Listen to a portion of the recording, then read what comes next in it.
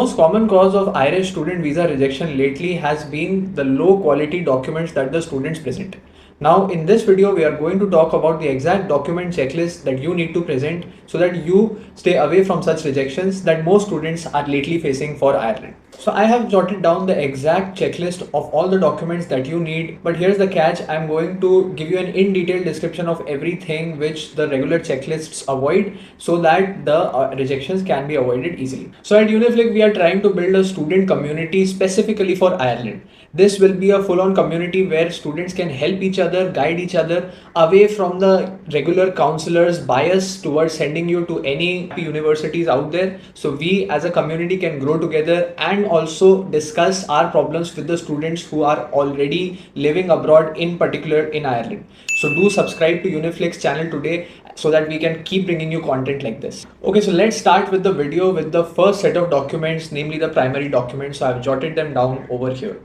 So namely these documents are number one, your passport. So you need to carry your passports, the current one and all the previous expired ones. Also they will have visa stamps if you have already traveled abroad somewhere. So we need record of all the passports which you have in the past. You need to take them to your VFS office.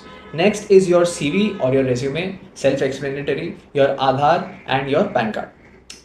And if you are being sponsored by some other person, say for example your parents, then you also need to take these documents for them. Now if you haven't watched one of my previous videos where I explain exactly how to show funds for Irish visa, then you need to click on this box over here and this will straight away take you to that video.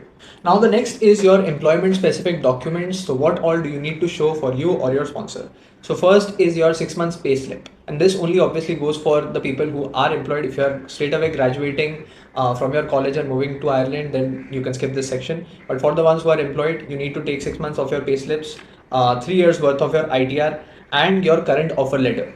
So if you also have your company's identity proof, the current one or any of the previous ones, you can also take that as a proof of employment that you have been there. Apart from this, you need to take your experience letter and your relieving letter also if possible. For this section, you also need to make sure that you take these documents for you as well as your sponsor if both of you are employed. Now next is your academic specific documents, and these are one of the most important documents. So let's go line by line and check them out. You need to take your 10th and 12th mark sheets. This goes without saying that you need to take them with you. These are your basic identity proofs that you have graduated from a school, from a proper board.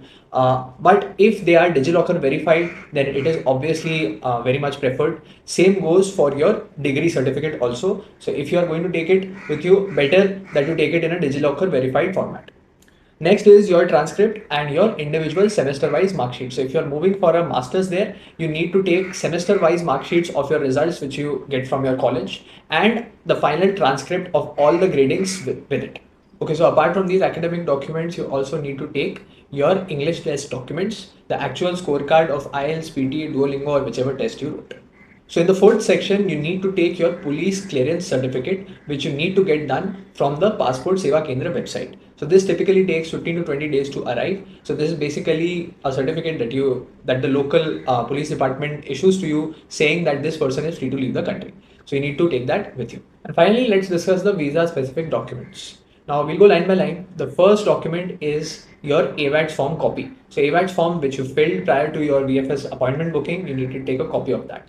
Second is your VFS booking receipt. So once you book the VFS appointment, you take an appointment letter, you download that, and you also get a booking receipt. You need to take that with you. Third is your visa cover letter. Now what is this? So basically this is a line by line mention of all the documents that you're taking with you. This also essentially describes your funding specific documents. So repeating it again, if you haven't watched my funding specific video, you need to watch it here. You can click over here and go there. The cover letter is essentially going to show the distribution of funds across all of your sponsors and how exactly are you choosing to spend those funds on your living costs and your tuition fees. Next up, you're going to bring the SOP alongside with you. The SOP is the most important document to get your visa done.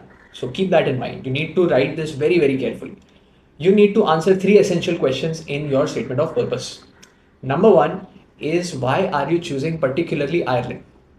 Number 2 is why are you choosing Ireland above India to pursue that course? So you have to describe within that, okay, in India, the education offered or the courses offered for this particular domain is not good enough, so you have to move to Ireland for that. Third is your intent to move there. Now you might be questioning the intent of moving there is studying, right? But here you have to make sure in mind that you subtly convince the visa officer, the one who's reading your SOP, that you will return back to India once you complete your post-study work visa of 2 years. So you don't drop any hints that you are looking to get a permanent residency or staying back in Ireland on a work permit. Don't drop any such hints in your statement of purpose.